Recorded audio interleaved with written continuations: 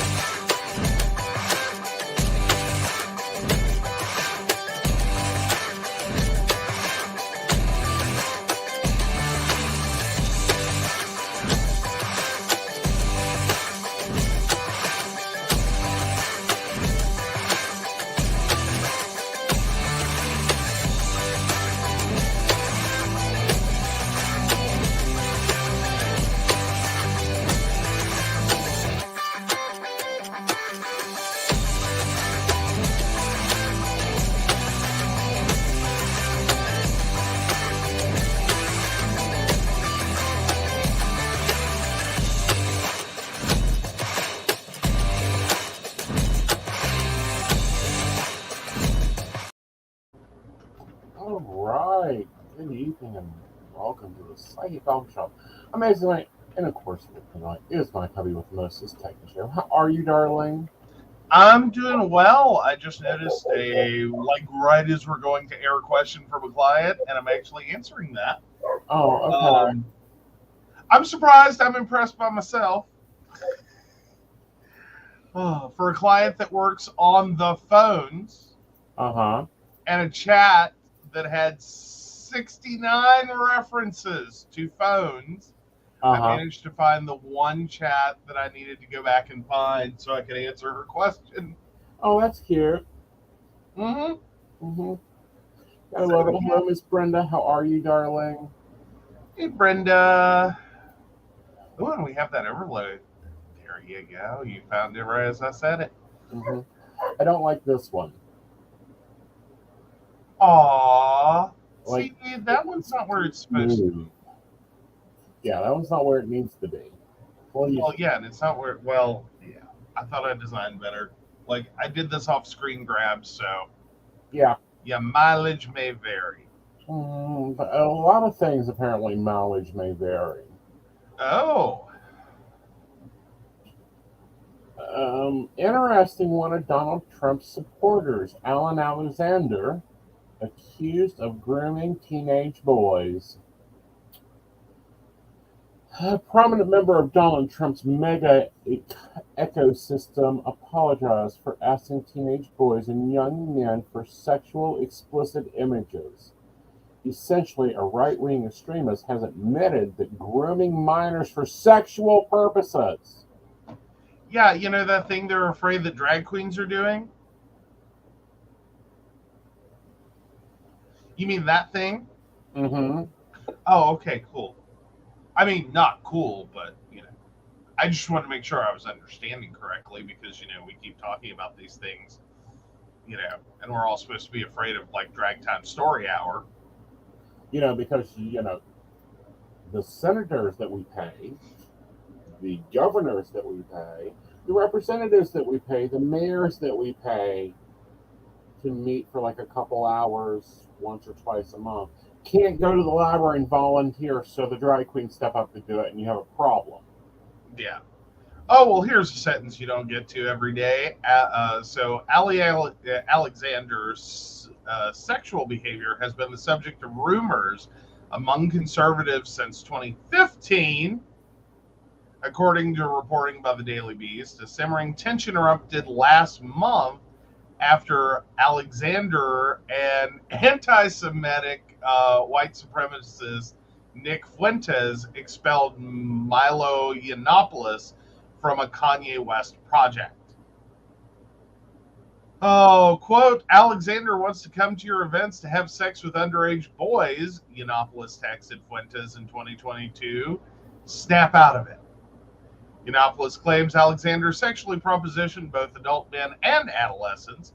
However, it was Yiannopoulos' comments on pedophilia in 2017 that ended his career as a far right pundit. More damaging videos are coming, Yiannopoulos has promised. So it's so nice that they met each other.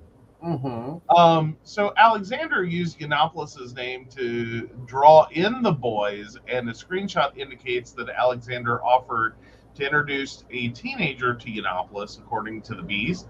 It's because of Alexander using him that he's coming forward with these details that the disgraced far-right activist said. So we were okay with him. Like, I'm just trying to understand the MAGA crowd here. So you're okay. You were okay with him, grooming children right until he used your name to get one of them? Basically. Interesting. Well, I'm so tired of being tired of these, anti-gay bills, anti-LGBT bills, anti-trans bills running through sentences, and it being backed by these MAGA heads and these idiot people that cannot even follow basic human decency, and them accusing, drag queens of their crimes. Oh, yeah. Well, because it gets better. Quote, "This is too gay," Alexander said in a statement Friday night. Quote, "I apologize for any inappropriate messages sent over the years." So he's not denying. Yeah. Like, busted, I'm a child molester, but, this is really gay, apparently. He added, quote, "When I've flirted or others have flirted with me, I've flexed my credentials or dropped corny pickup lines.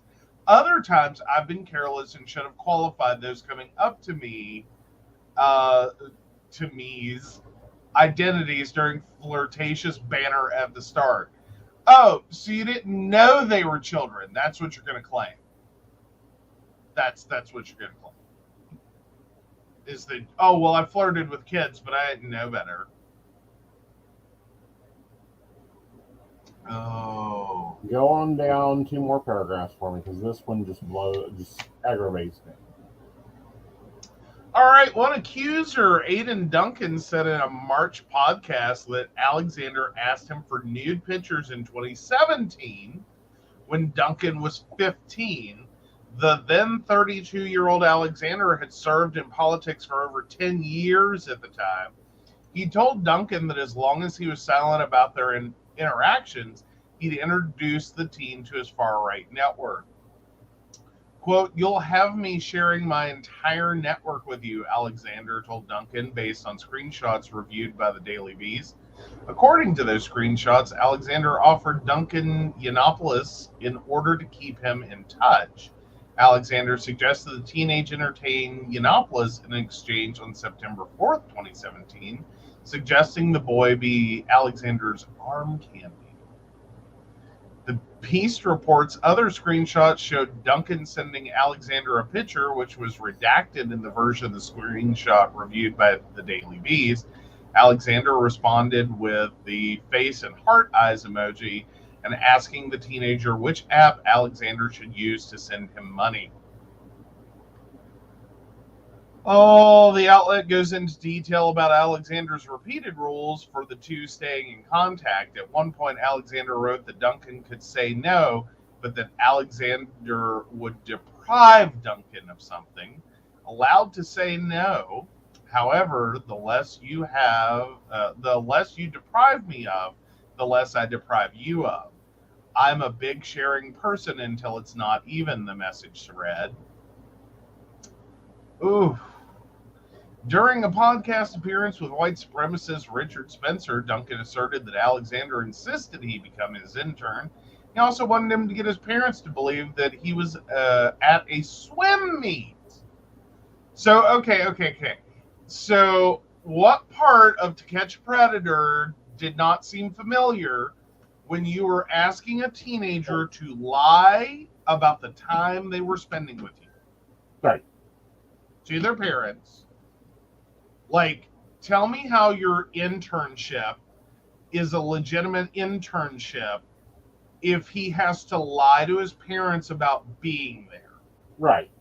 Now, argumentatively, I think if my gay teenage son at 15 were, going off to intern for MAGA Republicans, I could potentially see problems. Well, I can see multiple problems. My question is, why is this asshole not in jail? Oh, yeah, because he's into politics. Oh, so yeah. Yeah. So Alexander complained in May 2019 that Duncan wasn't providing him with materials containing sexually explicit content. You don't even send me videos anymore, wrote Alexander, according to the screenshot seen by the bees. No good jack-off material. Don't even want to be by my side piece. In the years since, Duncan has gained some fame as Smiley, a member of Fuentes' racist America First movement. A second teen was also interviewed by the Beast. During the summer of 2019, Alexander began messaging Lance Johnson, who was then 17 years old. Over 100,000 people followed him on right-wing TikTok. Throughout their conversation, Johnson and Alexander began to discuss politics. A friend told Johnson about Alexander's history of asking for private photos. Alexander approached the teenager about sex, Johnson told the Beast. Alexander used the eggplant emoji to request a photo of the teenager's penis on the night of Trump's social media summit, where Trump cited Alexander as an example of conservatives being silenced on social media. Maybe he fucking should be. Yes. Maybe he should be reeled in, put into a box, and left there. Yeah. So, quote, show me your eggplant emoji. Alexander wrote in one message, according to a screenshot. What's that? Johnson replied back. Alexander responded, oh my God, dick. According to Johnson, he took a screenshot of the exchange, rejected Alexander, and promptly blocked him. However, for fear of repercussions from others on the right, Johnson didn't bring the issue up publicly. The screenshot eventually made right-wing circles, which led to Alexander taking a video to defend his actions. Johnson told the outlet that Fuentes even contacted him about sending a text to Alexander and said that the image was actually doctored. He also said Fuentes had offered him a job in exchange for doing so. Johnson maintains the images are real. Fuentes has denied he tried to get Johnson to recant. Duncan and Lance were willing to go along flirting with Allie to varying degrees without any protest because they thought it would advance their political careers, Fuentes wrote on Telegram over the weekend. If you're flirting with adult gay men because you think it's going to land you a job, you know full well what you're doing, and it's gross. Sorry, but even at 15, I would have never sent nudes to an adult gay man. There's something wrong there. Oh, blame the victim. Blame the victim. I'm rereading this. Duncan and Lance were willing to go along flirting with Allie to varying degrees without any protest because they thought it would advance their 15 and 17 years old, their political careers. Fuentes wrote on Telegram over the weekend, if you're flirting with adult gay men because you think it's going to land you a job, you know full well what you're doing, and it's gross? I'm sorry.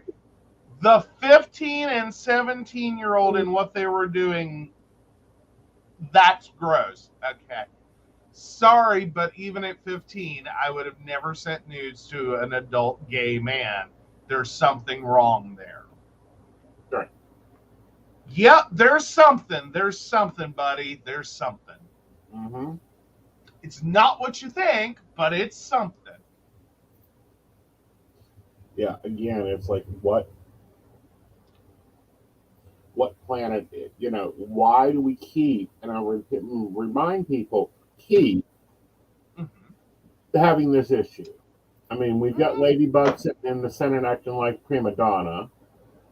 Like, I am just waiting for Santosini to, shuffle off in his white cowboy boots and for the escorts to start telling us exactly how much they're making at the Capitol in Florida.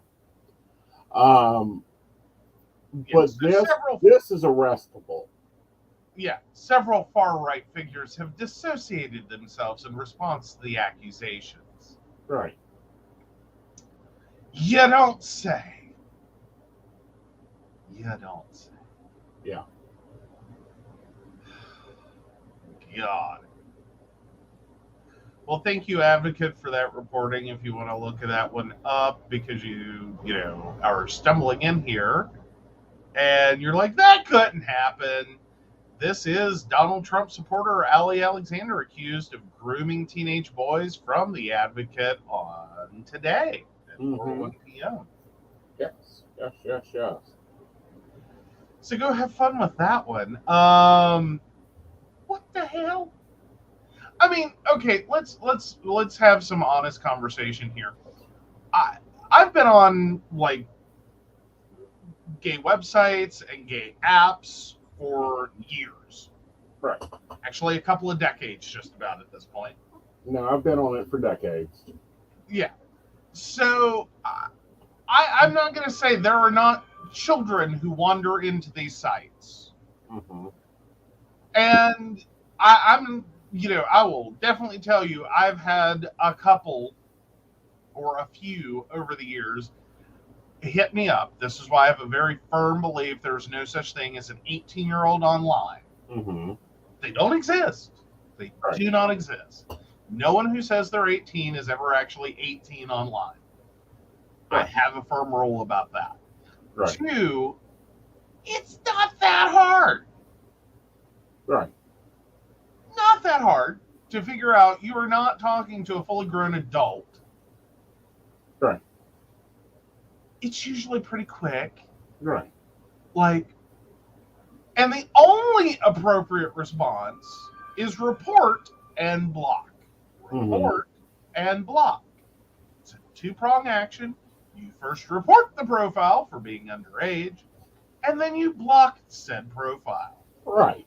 But the other one that they were like throwing bait about, that he was using for bait, and that's what he was doing, was using for bait. Isn't that the one that has given us trouble before, and you know, has been thrown off social media for saying like 13-year-olds should be married? I think that's Yiannopoulos. Yeah, no. He's only tangential to the story. He's just the one spilling the tea. Right.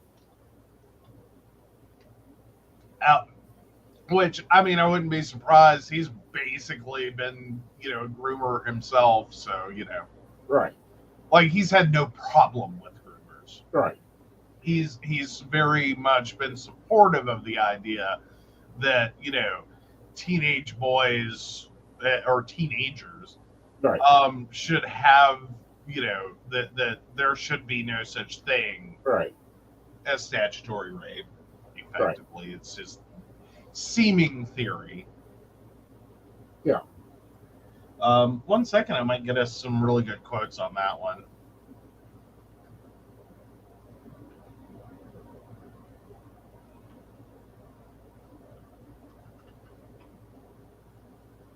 Oh.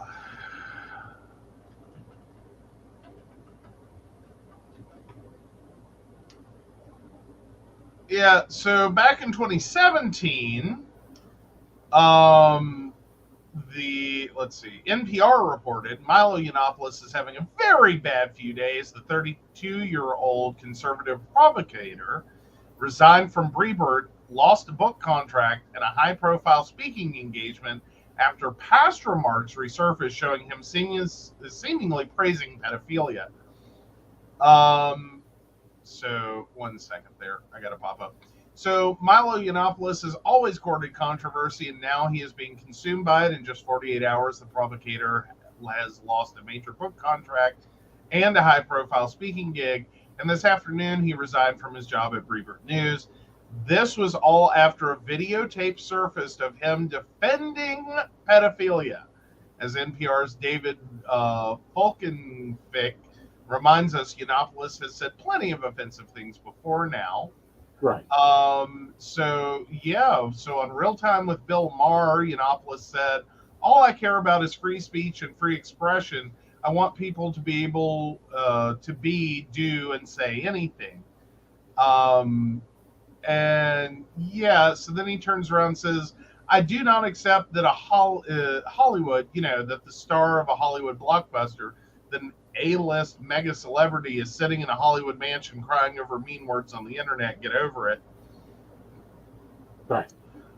Most of the generation Trump, the alt-right people, the people who like me, they're not anti-Semites. They don't care about Jews.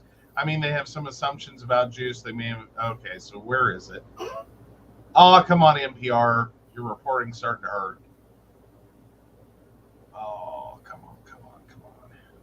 Oh, some of those relationships between younger boys and older men, the sort of coming of age relationships, the relationships in which these older men help those young boys to discover who they are and give them security and safety and provide them with love. And two participants objected that it sounded as though Yiannopoulos would have had no problem with the pedophilia that occurred in the Catholic Church. And you know what? I'm grateful for Father Michael. So no, he has major support for pedophilia, basically, is where Yiannopoulos is. Right. So both of them. Yeah. All right. So we're hearing a lot of negative news. Mhm. The big news stations are broadcasting, this state banning trans rights, this state banning women's rights, this state Hey, banning. you got a clip to play. I do. Where do I have a clip to play at? Looking for it. Help me here. Oh, do we have it under the wrong brand? Yeah. Oops.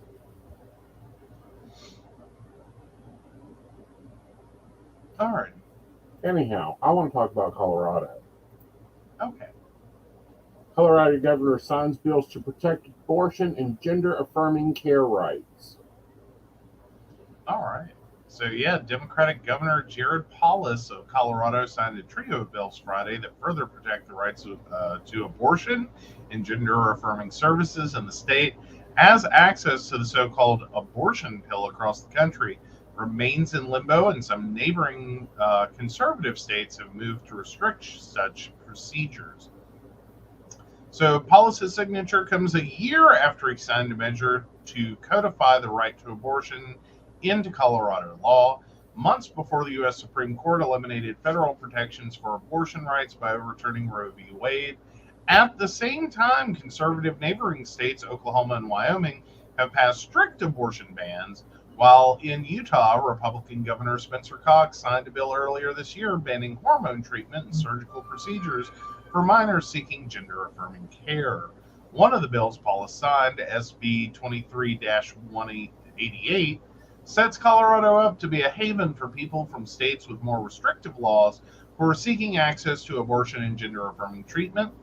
The new law bars Colorado courts or judicial officers from issuing subpoenas in connection with a proceeding in another state that involves a person who receives or, quote, performs, assists, or aids in abortion or gender-affirming treatment in Colorado, both of which are legally protected in the state. So Democratic Governor Michelle Lujan Grisham of New Mexico, Colorado's blue neighbor to the south, also signed legislation last month that prohibits local municipalities and other public bodies from interfering with a person's ability to access reproductive or gender-affirming healthcare services in the state. Quote, I'm proud to sign these pro-freedom laws to further uphold Colorado's value of protecting access to reproductive health care, Polis told CNN in a statement. Here in Colorado, we value individual freedoms and we stand up to protect them. So another bill Polis signed into law directs large employers to provide coverage for the total cost of abortion care starting next year. The third law will make it a deceptive trade practice for an entity to advertise that it, quote, provides abortions, emergency contraceptives, or referrals for abortions or emergency contraceptives, end quote, when it does not, according to a bill summary.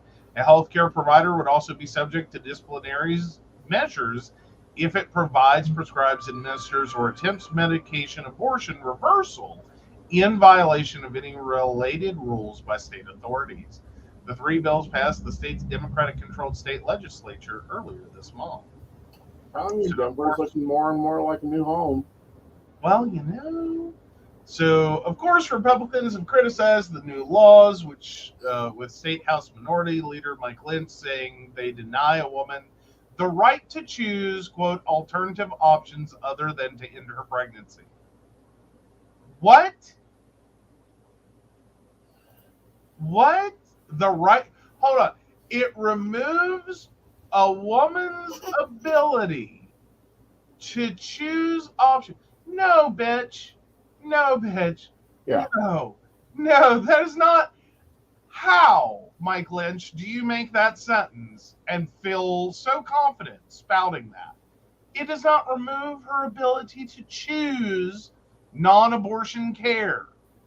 It ensures that she does not get forced into having a child because a service claims to offer abortion care when it in fact does not. right. It simply runs out the clock until it is no longer possible. Mm-hmm.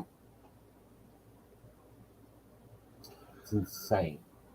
Oh, yeah. So, as Paula signed the bills into law Friday, the fate of access to the abortion drug, the abortion pill. Right. I never can pronounce that one. Continue to play out in courts after a U.S. district judge in Texas said last week that he would suspend the Food and Drug Administration's approval of the abortion pill. U.S. Supreme Court Justice Samuel Alito on Friday extended a hold on that lower court ruling in an effort to give justices more time to consider the issue. Right. So, yeah. Yeah, so I don't know. In my opinion, this is all bonkers.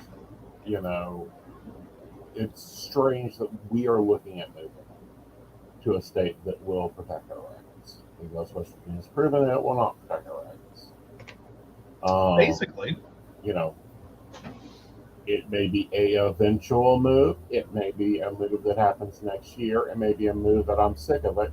Load mother into the RV. We're heading across country. Call me a realtor. Oh, but in other interesting news, Alex Baldwin, Oh, Alec Baldwin. yes, cuddles his wife when he received the news that the charges were dropped in the Russ shooting.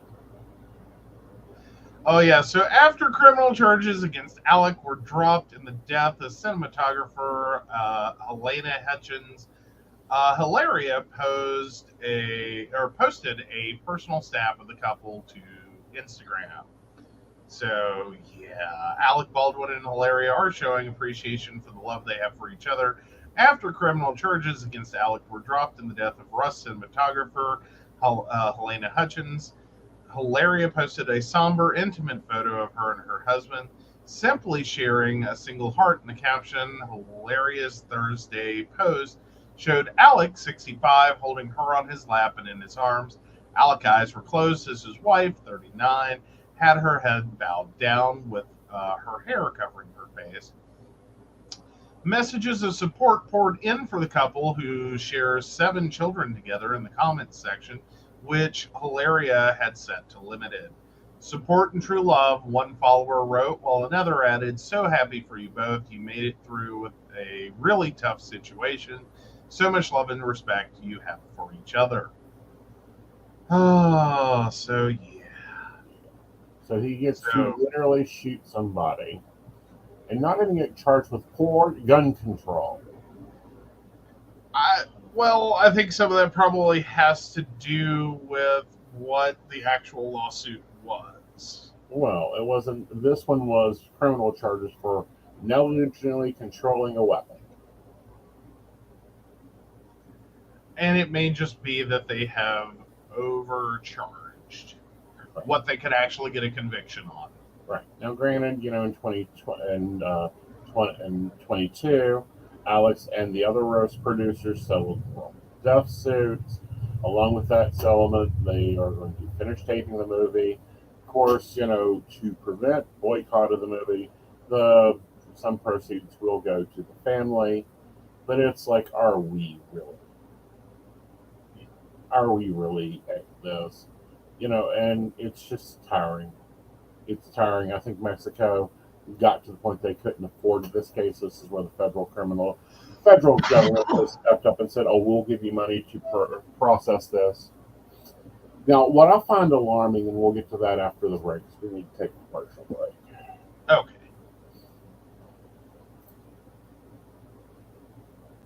Hi, this is Sandy Starr. I'm a psychic and I work on Keen, and I have been working on Keen for over 22 years. You can reach me on 01068. I deal with a myriad of subjects, but I do specialize in relationships, marriages, divorces, is he cheating, is she cheating, whatever the dynamic of the relationship is, I will guide you through. I've got amazing radar for cheaters, so I will tell you the truth if he or she is cheating. I can help with any subject you need me to help you with besides relationships, and I look forward to hearing from you. Again, you can reach me through Keen. My extension number is 01068. I really look forward to hearing from you and helping you with whatever you need me to help you with. Hi, I'm Tracy Van. I'm a psychic medium and I work with tarot cards. I also practice Reiki and access bars. I would like to share with you what a reading with me is like. It is a blended reading of psychic and mediumship, and I deliver these messages exactly as they come through. I'm not going to mince words or add any padding. I am a professional, reliable, and honest communicator. I have readings available anywhere from 15 minutes to an hour. You can book a reading with me at tracyvann.com. That's TracyVann.com. And no, I'll always tell you exactly what you need to hear.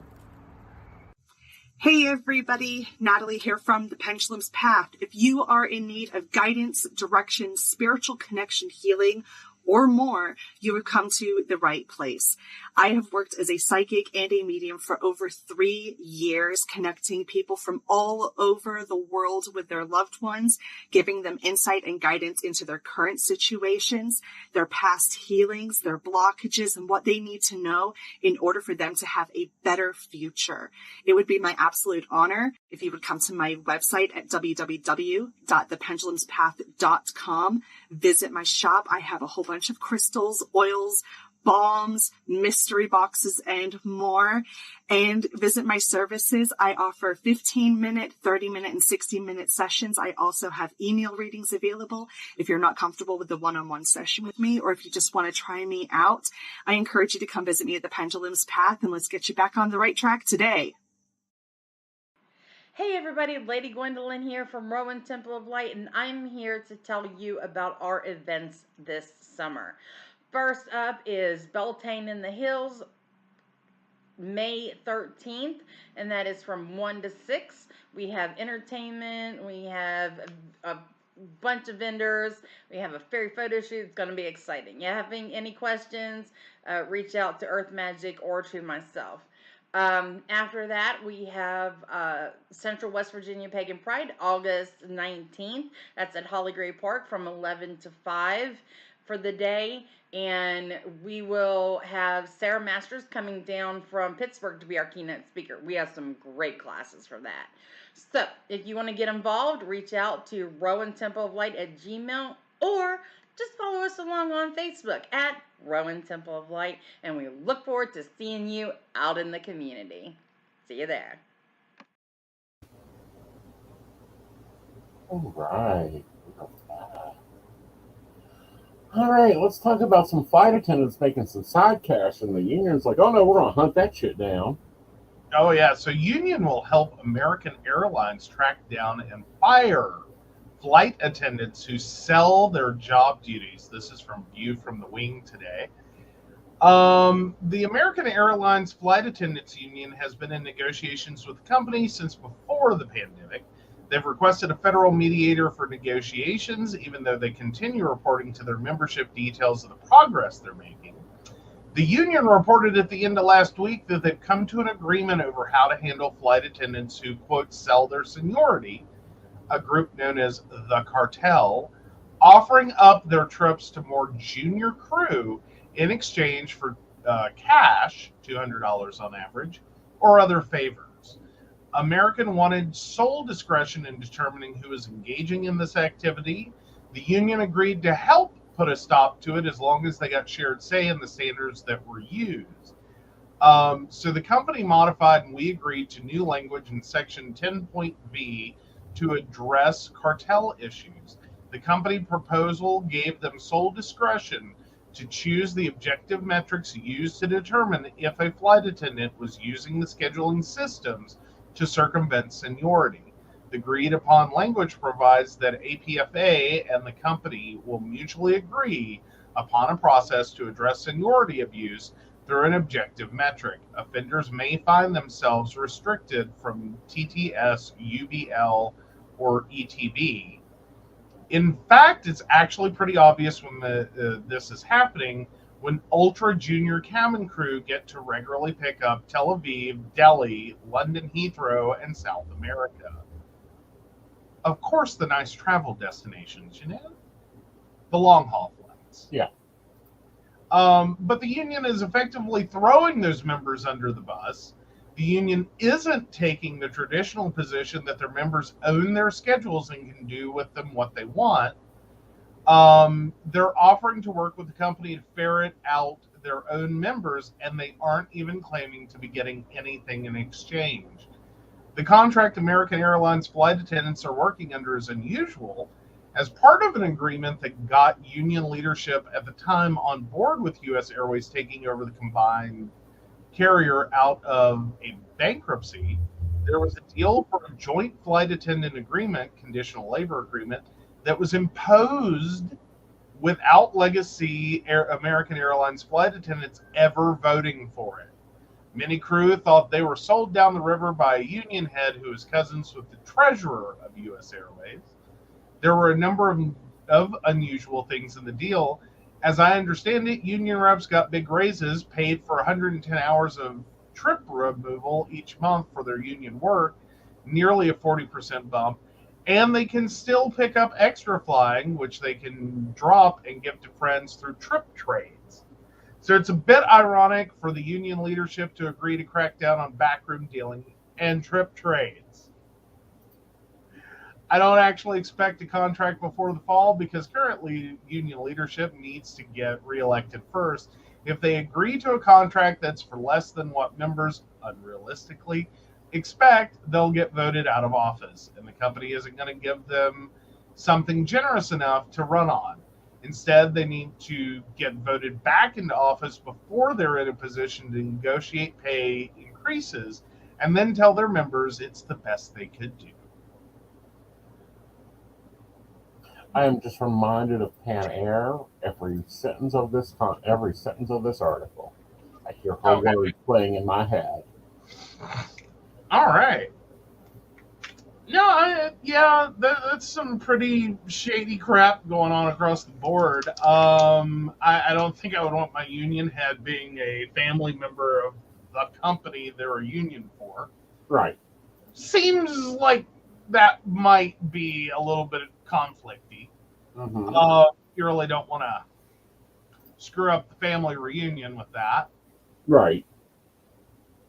But no, the fact that so you already accept it's fine for union leadership to make backroom deals and trip trades. But then you're going to go after flight attendants who you represent for doing the exact same thing. Right. Okay. Interesting. But I do think that some of this, what they're talking about, really has more to do with a lot of their senior flight attendants, which understandably these are long flights and high-paying passengers. Right. You want them to get the best service possible. Right. So you want to use your most senior staff. Mm-hmm. I can follow that. But you're effectively going to be putting them in a position that only your most senior or potentially predominantly only your most senior and just a very small smattering of junior staff are ever going to get the experience. Right. And in addition to everything else that goes into flying, I would think that as long as it stays reasonable and you don't have a whole flight of junior crew, Right. because I mean, no one wants that. I think we can all be smart enough to think that might not be your best choice. Right. Like, a couple of long haul crew that are inexperienced isn't the worst thing in the world. Right. As long as you have some senior staff that can take over and not just pass out the towels and the blankets and your peanuts situations. And your dramas and your wine. Right, but you get what I'm saying. That when should the flight move away from being your normal, we took off, we flew through the air, we landed, we did the normal flighty things, and became an emergency situation. Of course, you want for an extended flight time to have some crew that have a clue what the hell you do in an emergency situation. And I'm not talking like the plane's going to crash. I'm talking about like, a passenger becomes unruly and you've got to deal with them for 11 hours. Well, that's where I highly recommend duct tape should be part of the pre-check filing list. Rope should be another pre-check item. We do not want guns or mace. So that leaves chloroform should be part of your pre-check kit to deal with unruly passengers. Yeah, no, these are not FAA approved at all. Well, rope and duct tape are. They're just normally required to be part of your baggage carriage. Well, yes. You're they're not your carry-on; they're your checked luggage. Yes. But yeah, no, yeah, no. But anyway, I can understand junior crew not wanting to wait 20, 30, 40 years to get some of the perks of being a flight attendant. Like, you didn't get into this just to keep flying between, like, Newark and Orlando. Right. Like, I'm assuming. I think American Airlines actually does that trip. They do. But, like, no, you don't want to spend your entire, like, flight attendant career just doing, like 10, 20 years going back and forth, back and forth, back and forth. You want to see some of the rest of the world. That's what they sold you on taking this position. And I can understand the airline doesn't want to necessarily have an entire flight or predominantly crew an entire flight with people who don't know what the hell they're doing on a long haul flight. Right. But I don't think going after the flight attendants themselves. Yeah, no. Yeah. But no. All right. So this, unfortunately, we heard BuzzFeed is closing down, and that's kind of sad because they do some really good reporting. Kind of like the article here that's coming through. And let's move to this one. All right. So when you're polyamorous, figuring out who's paying for what can be complicated. Quote, if you need money to go date 6 different people in your city and you can't have guests at your house, so every date requires a restaurant and a hotel room, that requires some money. So Daniel, 37, had some financial trouble when he was married. He and his then wife shared their money, but they disagreed about how they ought to spend it. Quote, my wife would spend her money on just about any ad that came on her phone, Daniel said. Little things, big things. We never established more than a few hundred shared dollars before it would restart again at zero. After the marriage ended, Daniel felt like his future relationships would require heightened communication around money. Now he's in a 4-person polycule and finances remain separate. Daniel, who works for an education company, lives with his partner Helen, who works in medicine in Cleveland, Ohio, and they have a child together. Daniel's financial horror story with his ex-wife isn't unique. I think all of us have bad experiences with partners taking money out of a shared account, and none of us want to repeat that experience, he added. There's no run of the mill financial playbook for a polycule, just as the relationship structure itself is totally different for each individual iteration.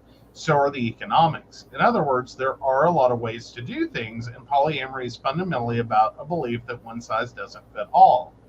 I used to fantasize about sharing a bank account with someone else. The idea of pooling financial resources struck me kind of radically romantic. Your money and your partner's money would merge, a financial parallel to the emotional joining of personhoods. Until I was in my mid 20s, I imagined finding the one. But I didn't find the one, I found the ones. I started exploring polyamory when I was 27, and I never looked back. Now I'm married with a long-term boyfriend, a long-term girlfriend, and a daughter. I have more love in my life than my puny childhood imagination can compute, but my bank account remains my own, and it isn't going to change anytime soon. I interviewed members of 17 polycules about their finances. Sometimes I spoke to an individual representatives, and sometimes the whole group at once. Some people preferred to talk on the phone, and others answered the questions via email, and the only common thread was that there wasn't one. Some polycules share a bank account, some do things individually, some engage in combination. Many of the people I interviewed aren't out as polyamorous and requested that only their first names appear here to protect their privacy. Millie, a writer, Nick, a healthcare consultant, and Cynthia, who preferred not to disclose her occupation, live in Toronto and they practice egalitarian polyamory, or polyamory without hierarchy, which they talk about on their social media account, Decolonizing Love. Millie and Nick, who have been together for 12 years, share ownership of a house, while Cynthia and Nick, who have been together for 2 years, are working towards buying a house together. Nick alternates between living with Millie and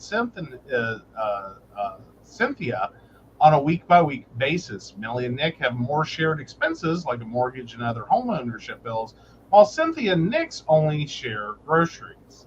Millie and Nick said that they've had disputes around what they call nesting privilege and home ownership. People we've dated who were new to polyamory have felt secondary, Millie said, because she and Nick have combined finances and share a house together. Other partners have sometimes felt like the two of them were the only legitimate couple, and that anyone outside that couple wasn't as important. Millie told me that resolving those issues required patience and reassurance that other partners were just as important. Legal ties and financial entanglement can make some relationships feel more important than others, which is in direct conflict with the idea of a non-hierarchical relationship structure. Others have found the poly lifestyle to be refreshingly free of financial conflict. Jade 29, Daniel 33, and Amy 30 are in a triad and share a shotgun house in New Orleans together. Daniel, an educator, and Ami, an AmeriCorps service member, have been together for a decade and have been ethically non-monogamous since the second year of their relationship. Jade, an artist, started dating Daniel 3.5 years ago. Ami and Jade started dating shortly thereafter. Jade and Daniel got married this past January. The three split their rent evenly and take care of their personal bills like car payments, insurance, and school tuition individually. Right now, Daniel's job is the most lucrative, so he contributes a little more to shared resources like groceries and the power bill. We haven't had to have hard conversations about our finances as a house because it's natural for us to take turns supporting each other when needed, Daniel said. All right. So, yeah, this goes on for a bit. Do we want to keep going? No, I want to have discussion on this. Okay. Yeah. You know, we finally got joint accounts. Like, that was probably our biggest move. Well, I do like, sorry, that was your mom. So we'll call her back later. So Brenda says, I never thought of sharing a bank account as romantic. I haven't either. I've never seen a shared bank account as being romantic. Well, see, I'm weird. And here's Okay. the weirdness of this. There's different, in a married traditional man and woman couple, there are different stages of the relationship. Mm-hmm. there is the dating and serious dating and long-term relationship, and then you have engagement, and then you have marriage, and then you have first child, second child, fifth child, and then someone's got to die there. Mhm. However, in my view of a relationship, you have, serious dating, long-term dating, the move-in, which is kind of like the engagement, like, fine, you can share my space. And then you start building a life together, which is the shared bank accounts, in my view. Mhm. I know you were like, whatever, I don't care. I'm just tired of I'm tired of not having cards or whatever. Well, for me, it was more so about like we were sharing expenses, Mm-hmm. but we were having to do that through here's my card. Right. And it was becoming kind of an annoyance Mm-hmm. to keep being in that situation where you have to first remember not my card. Uh-huh. So if I get asked for identification, this is going to be fun. Mm-hmm. And two, not my PIN number. Yeah. So if it prompts me and forces me to use a PIN number, oh God, don't enter the wrong one. Right. So, those are always kind of an issue. Like, I don't want to go through that moment of like, I did not steal shit. Yeah. I do not want to have to defend that. I don't want to have to call you and you figure out how to get there and, go, look, this is my card. Here's my ID, blah, blah, blah. Mm-hmm. Like, right. There's all that. And, and Brenda says signs of trust. Yep. Signs of commitment. Yep. But not as romantic. No, not as romantic.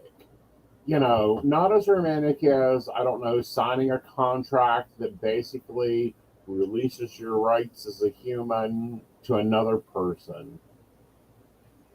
no, I don't find that romantic either, but Throw some flowers in a church and a overpriced dress and a bag. and it's a marriage license, basically. And it's a marriage license. That's true. So yeah, the non-monogamy was a long time coming. Yeah. On that front, when you put it like that, no one wants to do it. Right. Yeah, but we do finances a lot differently in this household. We do.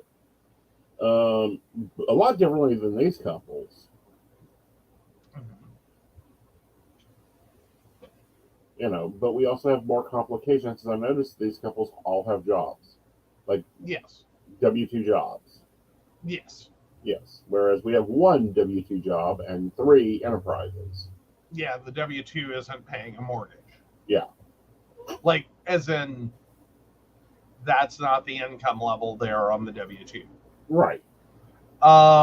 So yeah, no, there's a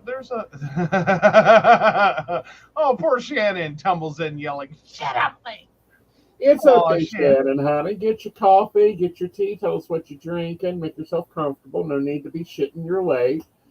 We don't really. You hop in when you hop in.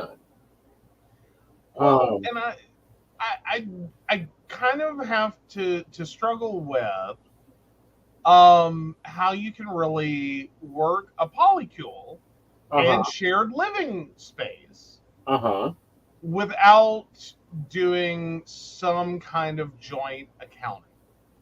Like, you can't, like, it's problematic. Yeah. Let's just go with that. To try to pay 1/3 of a power bill. It's aggravating as hell. We had this. Yeah. We had this situation come up the last month. So everyone has watched, and yes, there is an episode coming out tomorrow of the Psychic the Budget. You guys get to see how we run our budget. Well, the Invisible has taken it upon himself to pay into the budget.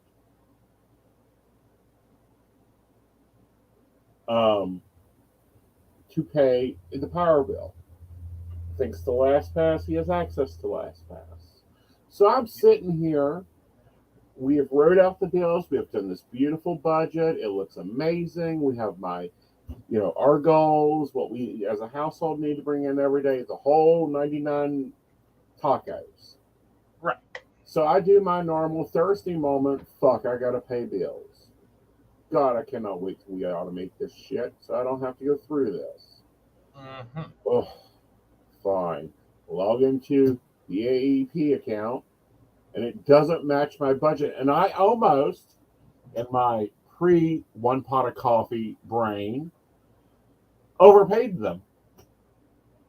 Like, pay the amount on the budget. That's what we owe. That's what we're paying. No.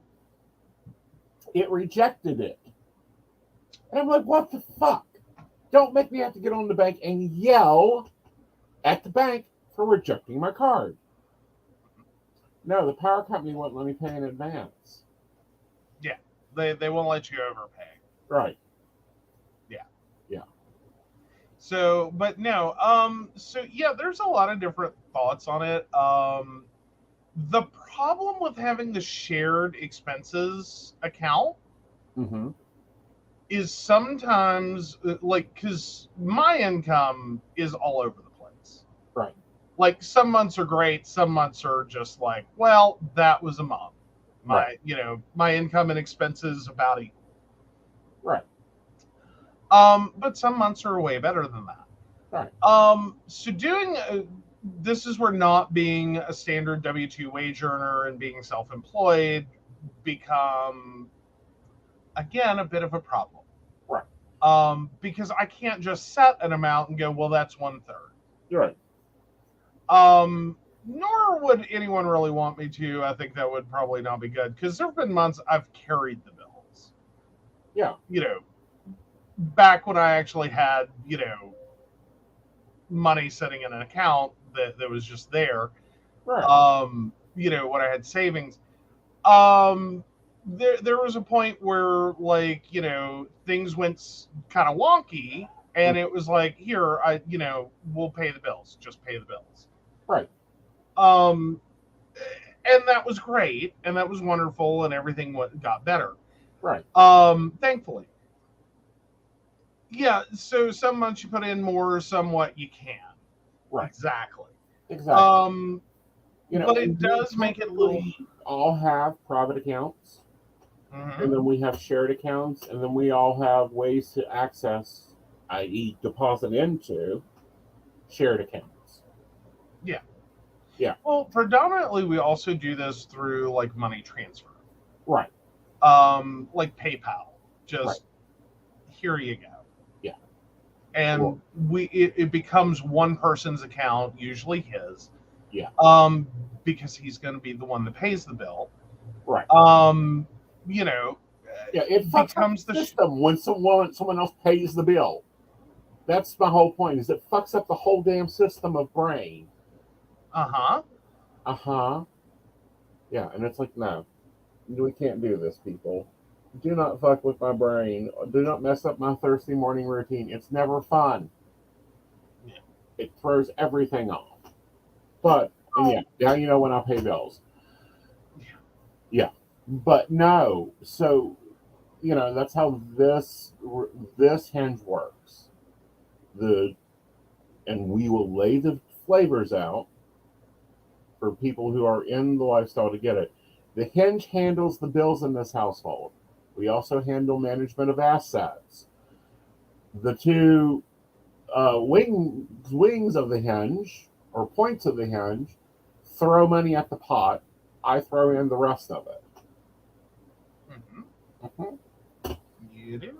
I do. But, before, we've tried, Lord knows we tried, to do the independent thing where everyone had their own accounts. Guess what happens when everyone has their own accounts and they're responsible for never run out of coffee on bill day. No, we never run out of coffee. Never run out of coffee. Period. It is on the short list of, I don't care if the power's cut off, it must be in this house. But we tried this. Okay, you take care of the power and the water, and you take care of the sewer, and you take care of this, and you take care of that. That blew up. Yeah. We tried this is your 1/3, this is your 1/3, this is your 1/3. No, at that time it was this is your 1/4, this is your 1/4, this is your 1/4, this is your 1/4, this is your 1/4. That was insane. It took us 10 months to recover from. Yes. Yes. That was never going to work. No. Unfortunately, I mean, it wasn't. It wasn't. I think you got traumatized when I attempted to pass off the bill paying behavior to you. And that's just how our money flows. Well, no, I was fine with the process. We were just having to do some finagling that was a little harder to follow. Right. Because it on paper basically looked like negative spending, and I'm like, no, you don't do that. Right. And it's like, no, it's actually positive spending. It's just you got to calculate you got to know when part A moves to part C to get to part D. Yeah. Yeah.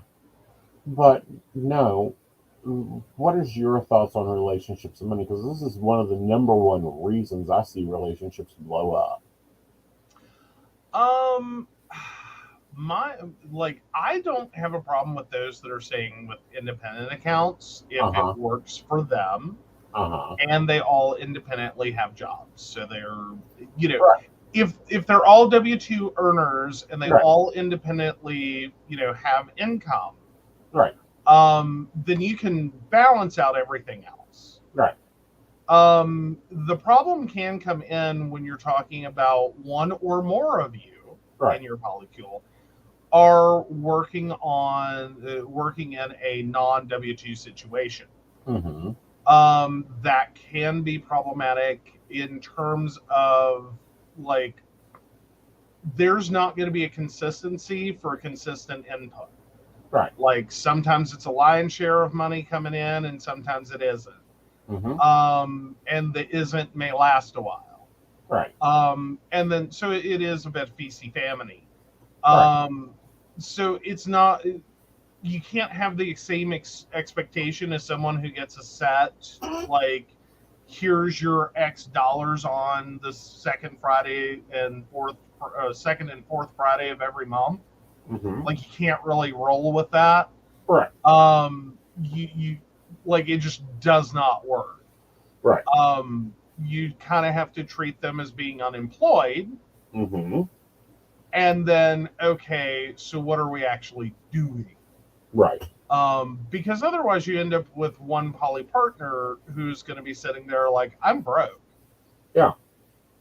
I don't have any money for bills. I don't have any money for gas. I don't have money for anything. Right.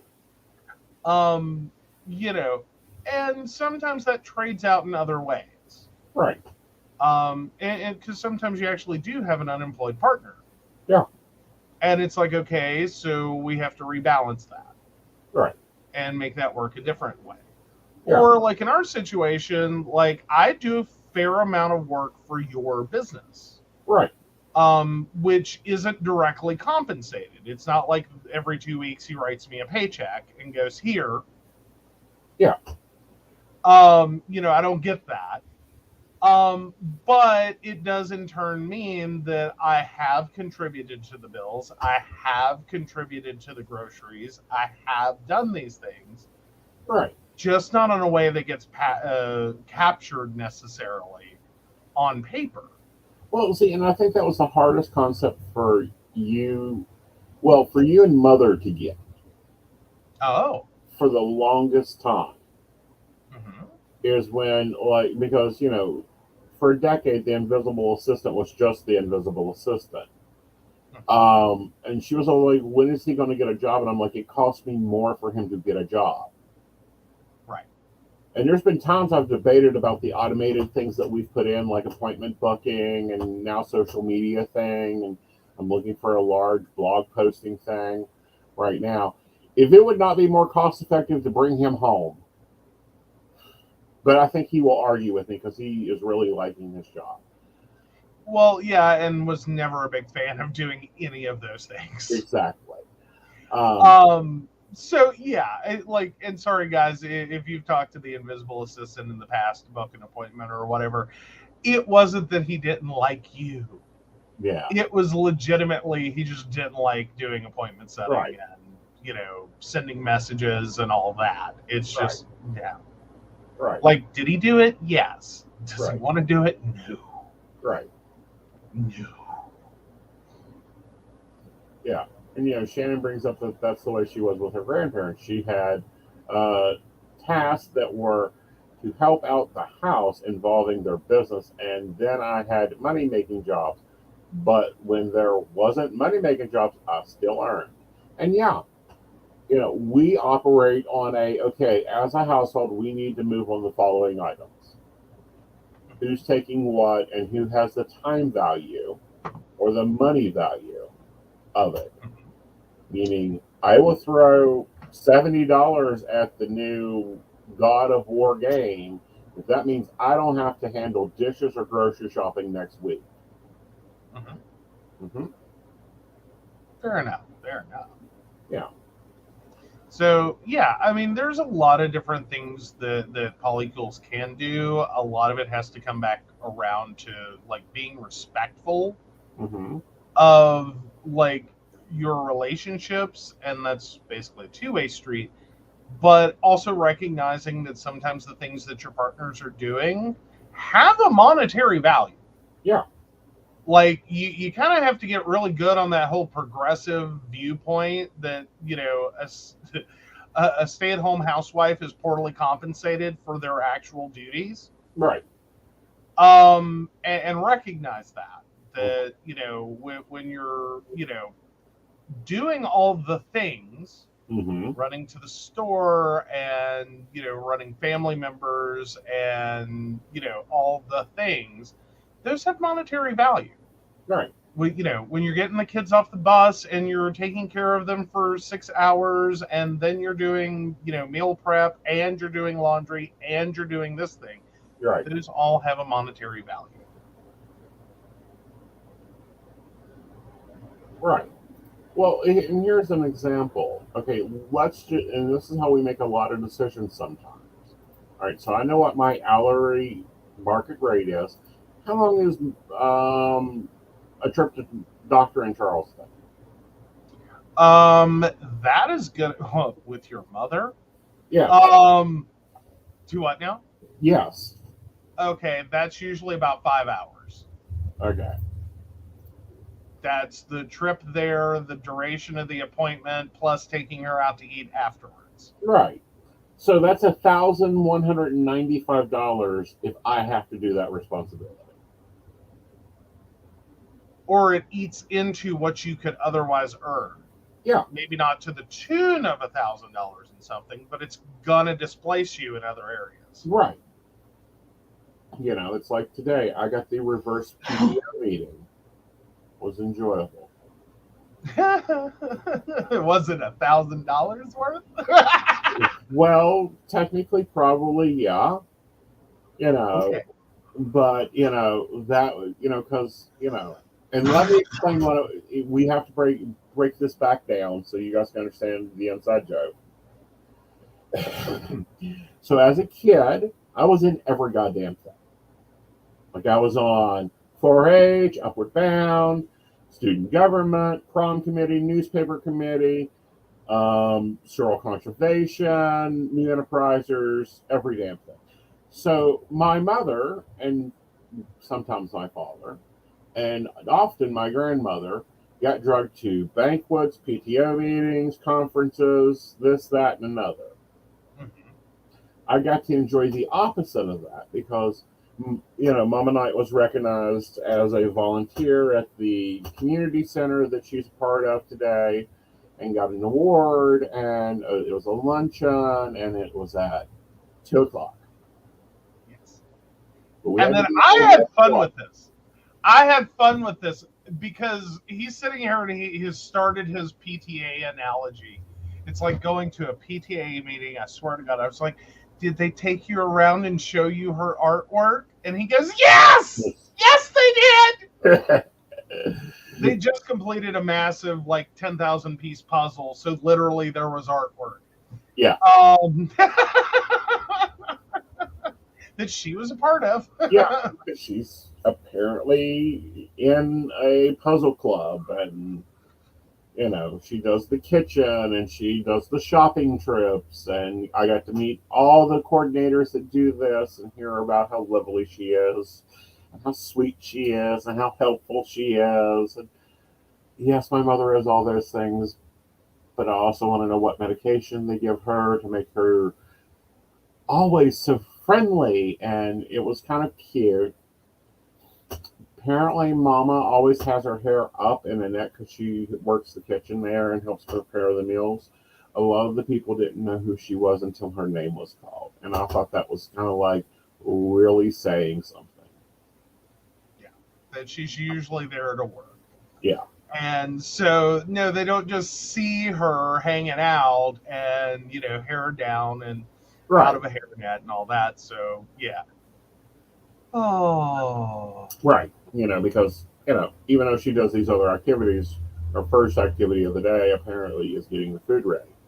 So she just does her hair with a hairnet and goes on.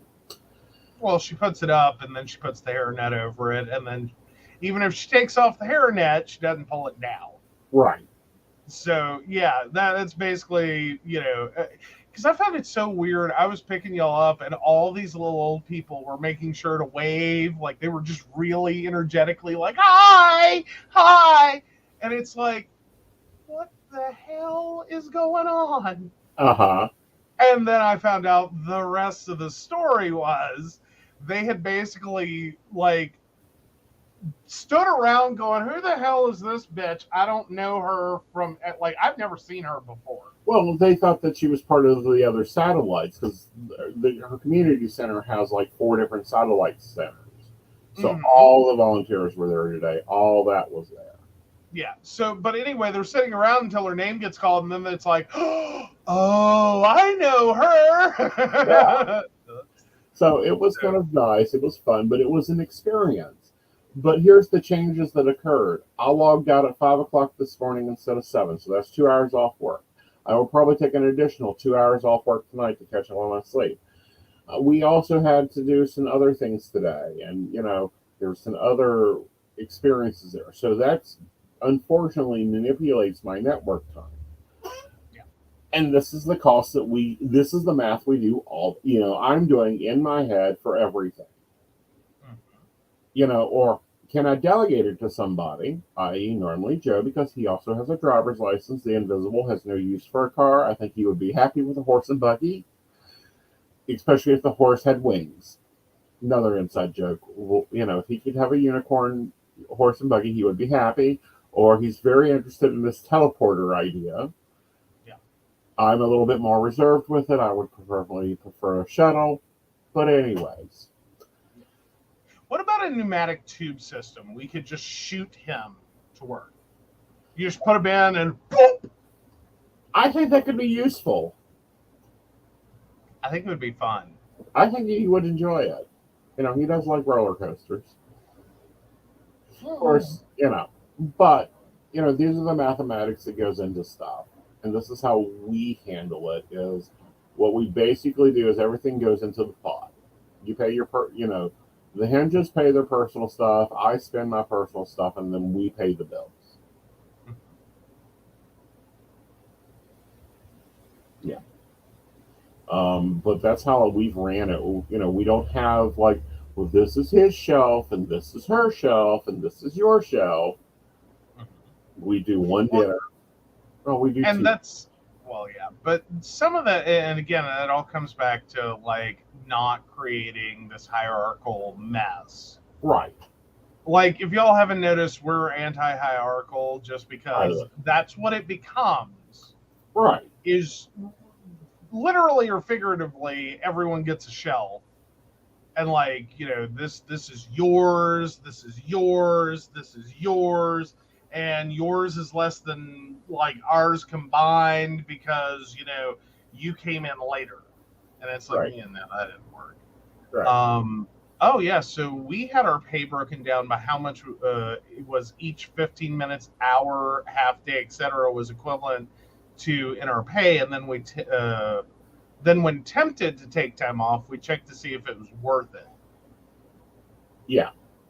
Okay, see, I've done the 15-minute thing before just because a job was so bad.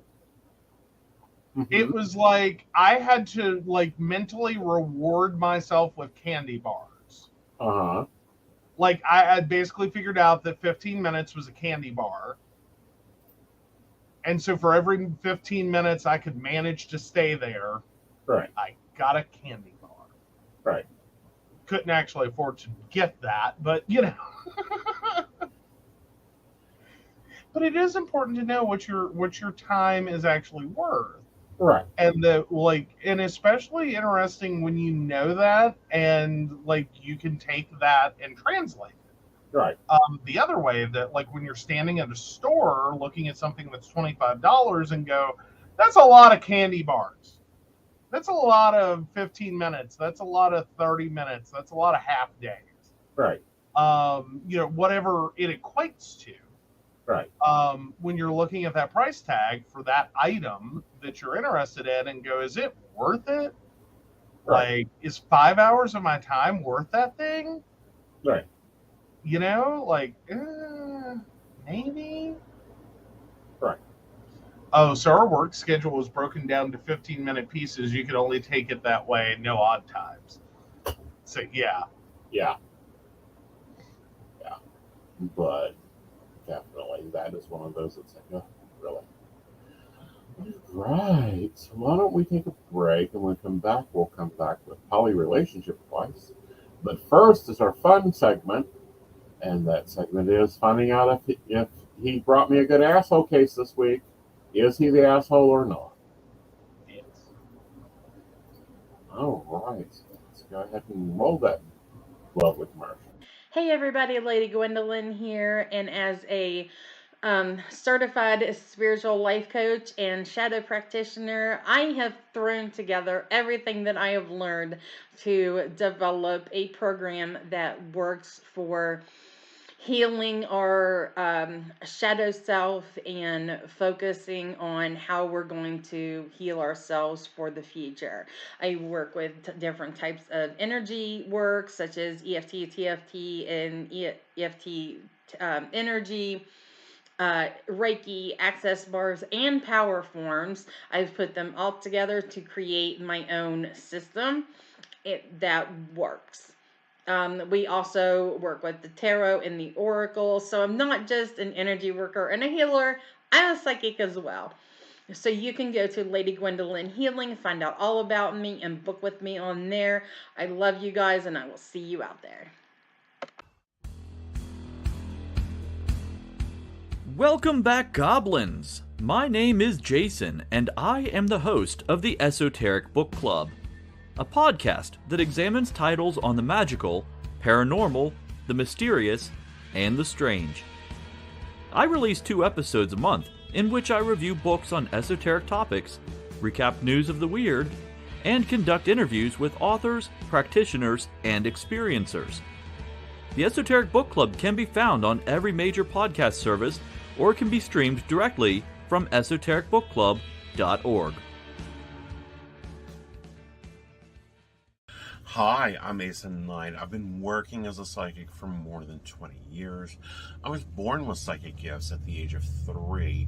And with that, I'm able to help you with your love.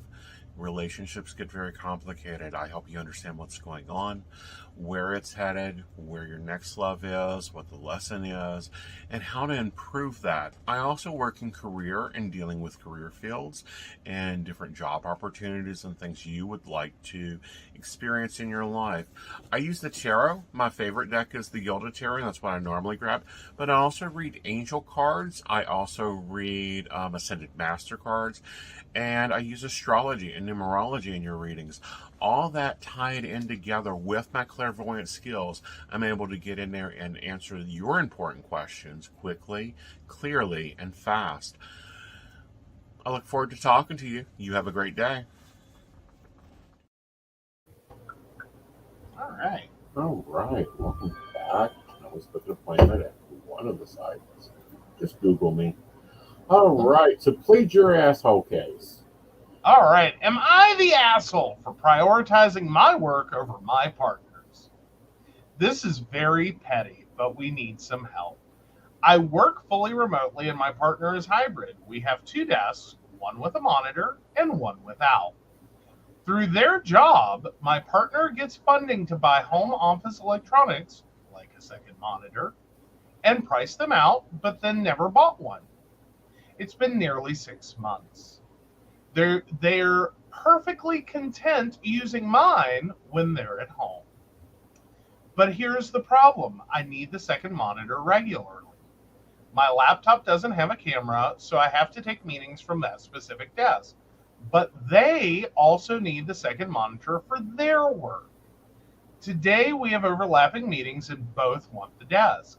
I said I need it. It's my second monitor from my job, and we are having a big meeting with our project funders. My partner also needs it. They have a big meeting with another department. I basically said, tough luck, this is why you should have gotten a second monitor. They said, let's find a way to compromise. They're right, of course, we should find better ways to compromise in the meantime, but long term, I think they should get their own second monitor. And today, my meeting takes precedence. My boss and project partners expect me to be on camera using the office tech that they provided when I went remote. I know it's going to make my partner's life harder, and I do feel a little harsh. So, am I the asshole? No. Mm-hmm. Yeah, I don't see this one as the asshole. I'm going, I think you've been quite gracious up to this point. Which I think is a point you probably needed to have brought up was gonna happen. Yeah, so Shannon's like, motherfuckers should go get a monitor before their meeting. They got time, run. Yeah, Well, and this is the thing, and this is what, and we had a shared office at one time. One time in our relationship, we had a shared office. I would leave on Tuesday mornings. I would clear my desk off Tuesday mornings. I would clean my desk, empty my ashtray, all that. I would return Fridays. And then unbury my desk. But no, I'm sorry. You got to prioritize your work. What do you think? What's your thoughts? Yeah, no, sorry. I'm just you should have seen this coming. I think is probably the biggest problem I have with OP and their partner. You should have seen this coming. It was gonna happen. Right. I think 6 months is quite impressive. Yeah. Before it happened, but it has now happened. Right. And no, there's no way you can justify having this moment with company equipment in which, like, the mental gymnastics to get to, I'm going to be the one to get preferential usage of something your company, not my company, but your company bought you for my meeting when you have a big meeting. Right. Yeah, no. No. Yeah. No. If we were talking about like a one-on-one, you would probably be like, okay, you have a big meeting. I have a one-on-one with my boss. Yeah. Take my big meeting in the living room.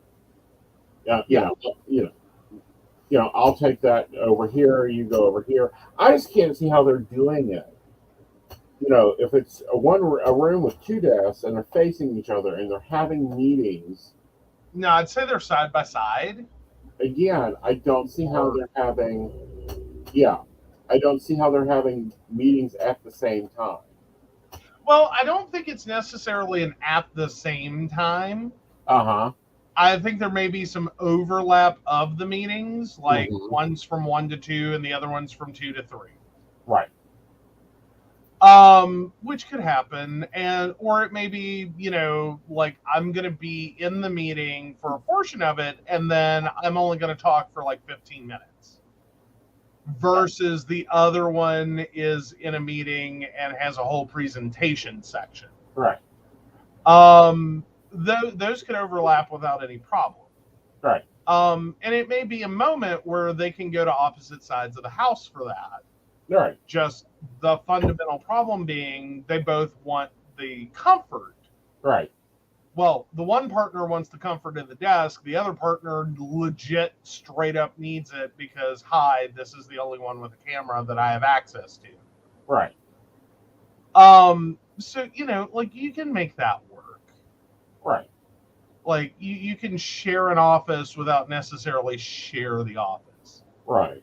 But, we have stuff that collides too often. Right. Yeah, no. Well, and we can't even do the show side by side. No, we can't do the show side by side. And I love you, darling. But if we ever move out of the house, we are getting our own offices. We cannot share that's offices. Been the game plan. Yeah, that's been the game plan. Yeah. So yeah, no, they're no. It just doesn't work. It doesn't work at all. We can be in the same space, but we need our own offices. All right. So the poll is up on the YouTube over at Aeson.com. If you want to go vote, is he the asshole or is he not the asshole? Yes. Yes. All right. So we're ready for relationship or poly relationship advice. Yes, we're going for poly relationship advice. All right, defining relationship and picking labels. I met a stunning man 8 months ago who practices ethical non-monogamy with several long-term partners who live in various places. I know details about the metas, and I make sure to know he can share information about them when he wants so that he can feel supported and comfortable in these relationships with me. I really admire his ability to hold so many rich long-term connections. We had our first date play session when we met, and we have kept in touch ever since. We live on opposite coasts, but I intend to move closer soon. We visit each other every few months, text every day, and call a few times a week. I've grown really fond of this person. My feelings are intensifying as I learn more about him. The feelings seem to be mutual, and we express love regularly. I've been feeling a strong desire to define our relationship with a label, which would make me feel more secure in my connection with it. We are fairly kinky, so I've suggested that I would be open to collaring if the feelings were mutual. That did not happen yet. Perhaps the moment did not arise. So I began thinking of alternative options to define our bond. He often says there is space in his life for me, although I still don't really understand what space means. The last time I visited him, we had an open discussion about what the future could hold. During this discussion, I asked what the word partner means to him. He told me it is essentially the same as the word lover, which feels very casual to me. In our discussion, I mentioned that I like the word partner, but currently don't know what labels would feel right. I felt like he did a quick diversion and the conversation moved in a different direction. Ultimately, we failed to put a label on anything at the time. Recently, about a month later, from this initial conversation, the topic has come up again because he had referred to me as more than a friend, which I felt was a good time to ask if he would be comfortable being considered a boyfriend. He said the sentiment is mutual, but in a polycule terms matter, but he mentioned we can discuss terminology in a call or in person. To which I responded that I would like to agree on a term so that I don't need to play verbal gymnastics when describing our bond to family and friends. He said for now I should refer to him as guy I'm seeing. I can't help but feel like that is a way to kindly say no, or at least no for now, and now I feel slightly anxious and insecure about where I thought we had gotten. I feel like there is now a barrier between us, or perhaps there is some agreement he may have with these other people that may not make him available to me in some ways that I was blind to. I'm feeling like I may want to take a small step back from the energy I've been investing, but I don't want to spoil the sweet chemistry we have together, and certainly would not want to end things altogether, as that would make me sad. I'm wondering if anyone has any advice on how to ease this label anxiety and how to prep for a productive conversation about the future together. I want to have a clear understanding of what's available to me and what is not. Right. So, in my viewpoint, you come up with your own labels. Okay? common labels, uncommon labels. You got to find comfortable ones. You know. I think OP is getting a little hung up on the labels. Yeah, well, and Brenda's basically there. Drop the label and enjoy it. Yeah. Yeah. I mean, you haven't moved yet. You're not in, so to speak, serious dating, like legitimate territory. Right. As in, you're within a physical area in which you can legit date. Right. But at the same time, they are not in a geolocation, even though they have a lot of deep communication going on right now, which is wonderful. She's still in comment zone for me. Yeah. Yeah, if you're on a whole other coast. Yeah. I mean, I understand, as you're getting ready to uproot your entire life and move closer, you want something more than guy I've been seeing. Mm-hmm. I mean, because that seems like I would say that would feel a little flighty too. Right. Like, oh, I'm going to totally uproot my life to move closer to the guy that I am seeing. Mm-hmm. Well, he's not my boyfriend, and he's not my partner, and, like, I'm sorry, I feel like such a ditz trying to explain that to anyone. Yeah. Like, oh, yeah, I quit my job and, closed my bank account and, moved entirely across the country. Mm-hmm. For this situationship. Like, right. I don't even know if they can call it a relationship at this point. Right. Which I think should make you stop and consider whether moving is right for this situationship. Right. Like, sometimes you enjoy what you have without trying to make it more serious. Right. And sometimes you've got to chill your heels and look at where you are communally and where you are emotionally. Because very often your term for somebody doesn't equal their term for you. Right. So yeah, I think that is him saying no or no for now. Right. Or him saying, we need to talk terminology. Because I'm telling you, there are labels upon labels upon labels out there. Like someone took the label machine and let it go. Well, yeah. But I'm still a little confused, though, independently.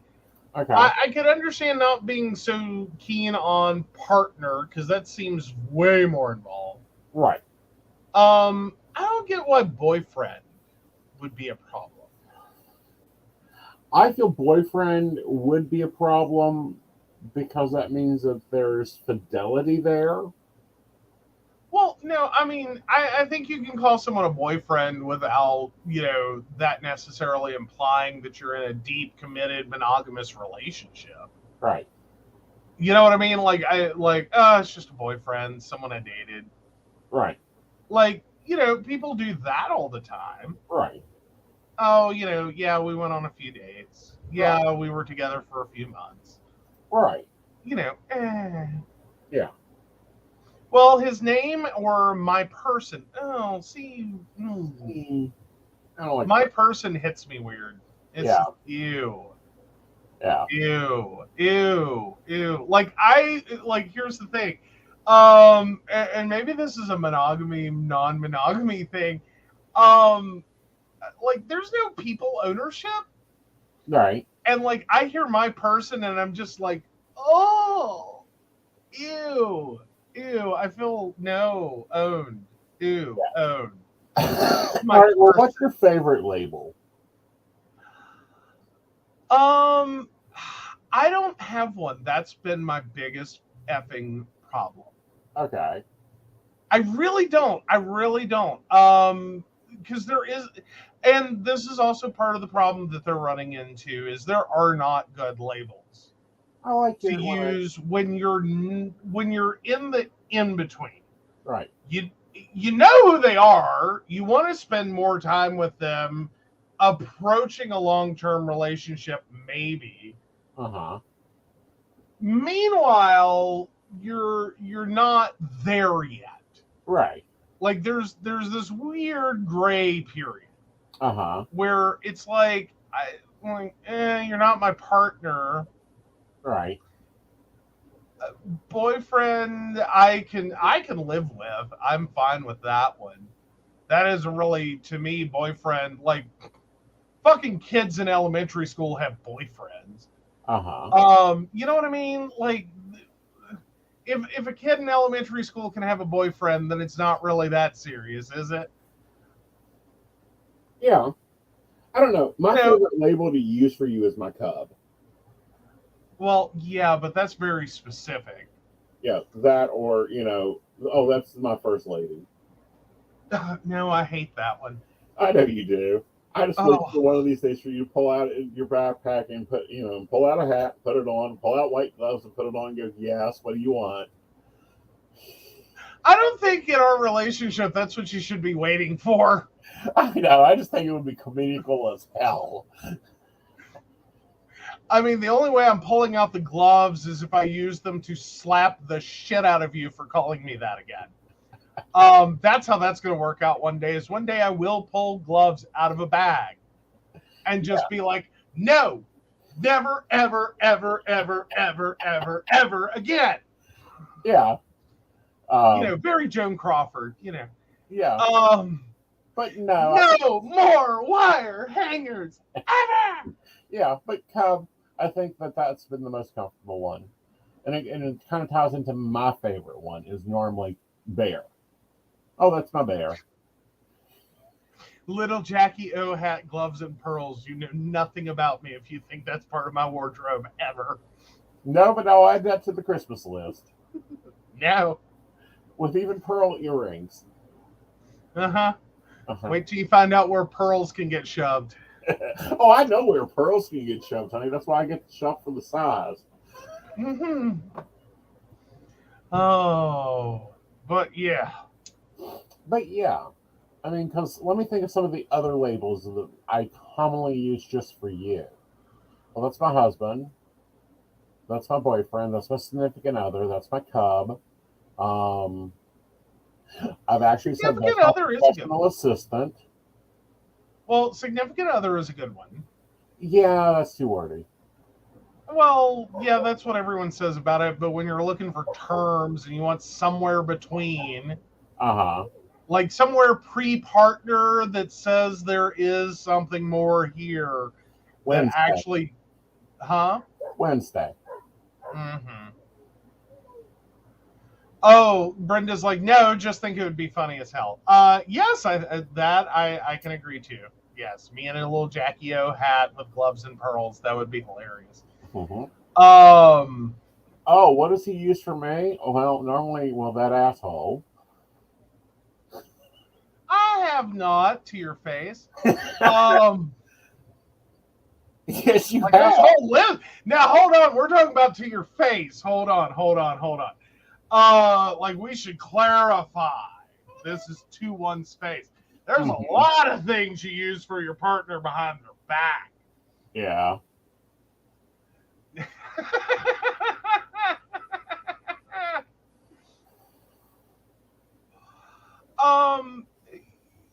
I still struggle with it sometimes. The most comfortable I get is with partner. I do. I don't know why. Like a husband, I feel weird about trying to lay claim to that one because it's a polycule, and if that were to happen, which I think we've kind of generally agreed to avoid that because it would and I'm talking about full legal marriage that would normally confer the term husband. That's a one and done, legally speaking. It's a one and done. You get one of them. You don't get a multitude. You get one. So I don't really want to lay claim to that because, one, I'm not really big on marriage, period. And two, to me, that almost sounds like it gets hierarchical. Like, that's usually your A1 on hierarchies. No, I use it with both of you. Yeah. Now, husbear, I use that one occasionally because I don't take that one as seriously as husband. Right. Yeah. Oh, I frequently say my other half. Yeah. Though I still have issues with that one because technically that's true for me, but not for you. Like you're my, well, because it's a hinge relationship, you're my other half, but I'm your other third. Well, it is. It's true. It's the way that works. The terms I don't like people using was that's his second. No, that's not my second. Oh God, no, that one's horrible. Ew. Yeah. Then it sounds like you're a drink, and it's like no. And I've had hierarchies do that one. Oh yeah, the second, the third, the blah blah blah. Yeah, and I'm like, I don't have time to walk around and put numbers on your clothes, much less you. Yeah, really. Yeah. Thing one and thing two. Now you have used that. Thing one and thing two. I have. Boys. Yeah, I like husbear. I like bear normally. Like that'll get my attention.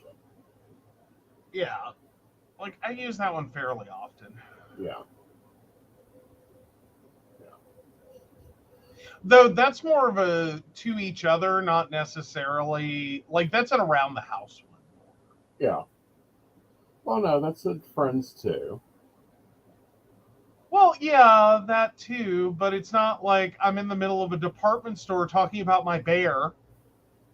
Because I don't have time for the fucking read in. Where you have to sit there and take someone who's totally oblivious and be like, okay, so here's the situation. Like, I'm not new. Well, and I don't think that we take time to read in many people because we just don't take time because it's not necessary. Well, it's like that time that a friend of, like my friend and I ended up at this god awful, unfortunate, middle of nowhere gas station. And bless her heart, she demanded my wallet as we walk into the gas station because I had to go to the bathroom. And she was having a time of the month crisis and no money. And so ergo my wallet. And so I just hand over my wallet, go to the bathroom, and like her periods were especially crunchy in terms of her personality. And so anyway, she was really hateful with me, said all these horrible things, which as her friend I've gotten used to. Like this is the next 5 days at least. Right. And so anyway, I'm just whatever.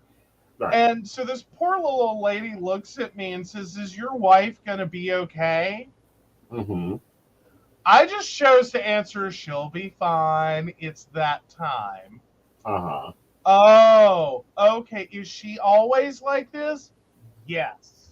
Yes, she is. I did not take time to read this poor old lady into the situation of, she's a lesbian, I'm a gay man. This is not the marriage you think it is, okay? No, it's the 1950s version of marriage. But anyhow, and like, yeah, and that happens. That happens commonly, and I get so annoyed with it.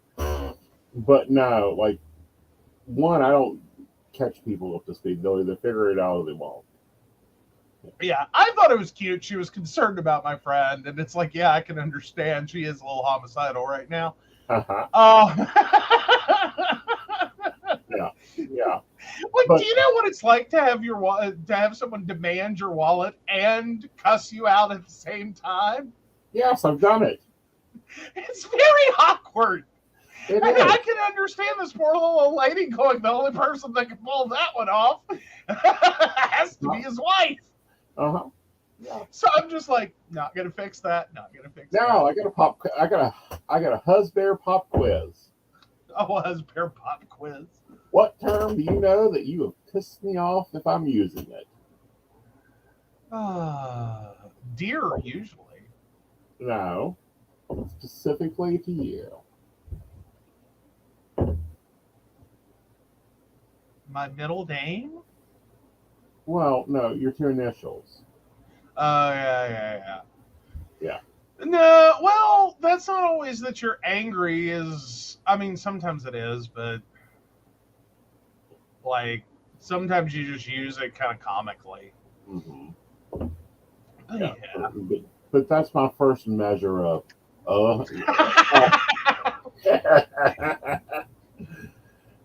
Look here, motherfucker. No. Well, here's the thing though, is I don't typically call people names when I'm mad. He just knows I'm mad because I've just uttered the phrase that means I'm mad, which is I'll do it myself. Uh-huh. Like, that's usually where all my anger goes to, is I'll do it myself. Mm-hmm. Like, thank I you. normally go to JB. I'm going to go handle this. Yeah. If it gives me too much trouble, I'll reenact the rest of Dallas.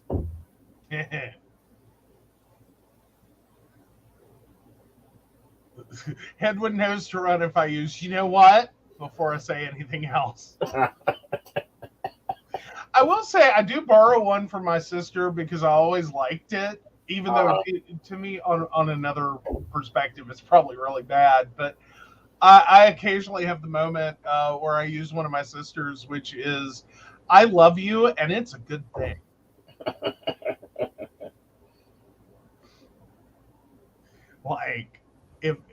That's usually like a good snake rattle of like, I don't know what the hell you're doing. But you need to stop this. Oh, yeah, I'm a fine user of fine. Everything's fine. Yeah. Everything's fine. It's just fine. Just wait till I get you home. Yeah, you're lucky. I love you. Yeah. No, I specifically do the, I love you and it's a good thing. Mm-hmm. Because, Yep. Oh, yeah. Brenda says, yep, have said that many times, Shannon. All right, guys. Well, let's see if he won his asshole case tonight. I think I did. I'm not the asshole. I know it. You are not the asshole. By 100% vote. Last show, you actually had a tie, but it was kind of like, well, if everyone's shitty, that's more of a... Yeah, like you said that, and then I was like, wait, what was the result? And it's like, well, there was a tie of 50-50 between the three-way vote that you could have gone, which is everyone's shitty here, and you're the asshole. And it was like, yeah, well, I think technically that all sided to at least the asshole. Right. There's a little play on, is everyone else kind of an asshole? Right. Maybe. All right, guys. You have a great night. We will see you Sunday night for Psychic the Plans. Boom. So, of course, we want to thank Beverly Walker, Mika G, Kathy, Mary Winfield, Brenda, Shannon C, Shannon D, Lady Gwendolyn, Charles Shaw, Tracy Van, Caitlin Bell, and Devin. If you'd like to learn more about us, the show, or how you too can become a Patreon sponsor and receive all the wonderful benefits our baristas receive, please visit us at pcspnetwork.com. Yep. And just a word to our baristas, we are in the midst of updating your benefits. Yes! New benefit codes, new things will be going out. Pay attention to that. When it goes out, I will probably send it to email and then include it into the welcome letters. Anyway, with that, guys, good night. Good night.